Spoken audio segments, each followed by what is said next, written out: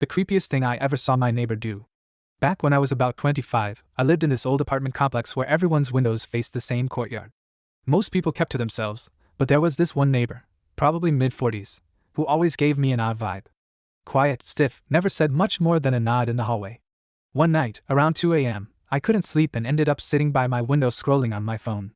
That's when I noticed his lights were on across the courtyard. His blinds were mostly shut, but not all the way, and I could see just enough to make me stop scrolling. He was standing in his bathroom, facing the mirror. At first I thought he was brushing his teeth or something, but he wasn't moving. He was just staring. Completely still, like a mannequin. I was about to look away when he suddenly started smiling.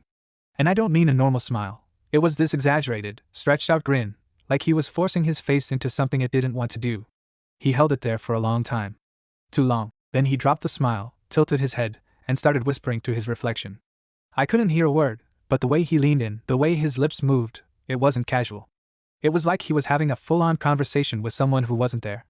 I told myself maybe he was practicing a speech or something.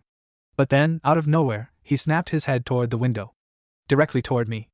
I ducked so fast I nearly knocked my phone out of my hand. When I finally looked again, his apartment was dark. After that, I avoided him completely. I don't know what the hell he was doing that night, but I'll never forget the way that grin looked. Like he wasn't practicing being happy, he was practicing being human.